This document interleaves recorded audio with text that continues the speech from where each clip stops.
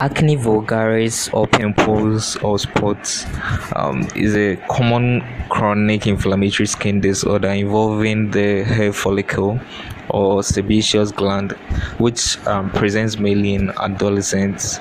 And a variety of spots appear mostly on the face and other parts of the body. Severe acne may require evaluation to exclude an underlying hormonal disorder. This condition may induce some psychological disturbances.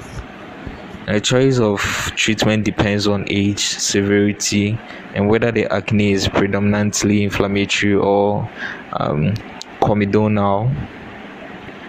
The causes are increased sebum secretion, and also abnormal keratinization of the hair follicles is usually hereditary, and increased sensitivity of the sebaceous glands to male hormones, and also Propionibacterium acnes, and prolonged use of systemic and topical steroids, for example, anabolic steroids such as danazol, stanozolol, and also nandrolone, and the use of pomades, especially products that contain lanolin and petrolatum, also vegetable oils, butyl stearates, lauryl alcohol, and oleic acid. Also contraceptive agents um, like medroxy, progesterone injection, implanted or intrauterine progesterone, and also oral contraceptives, and pregnancy, polycystic ovarian syndrome, and also adrenal disorders. So the main symptoms are pimples on the face and occasionally on the trunk, chest, and shoulders, greasy skin, and facial disfigurement. Signs that are usually elicited are papules, cysts, scars, nodules, pustules, um, comedones, blackheads and whiteheads, and hirsutism, which suggests excess androgens.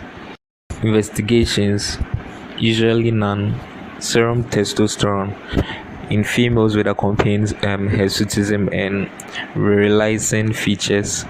Also pelvic ultrasound in females to exclude polycystic ovaries in that's if hirsutism is present. The main treatment objectives are to improve cosmetic appearance, to prevent complications, particularly scarring, to reassure patients, and to identify and avoid any causative or contributing factors. Non-pharmacological treatment, counseling of patients is recommended. Pharmacological treatment for mild to moderate acne: benzoyl peroxide 5% lotion topical, usually prescribed, applied daily. Avoiding the mouth, eyes, and mucous membranes.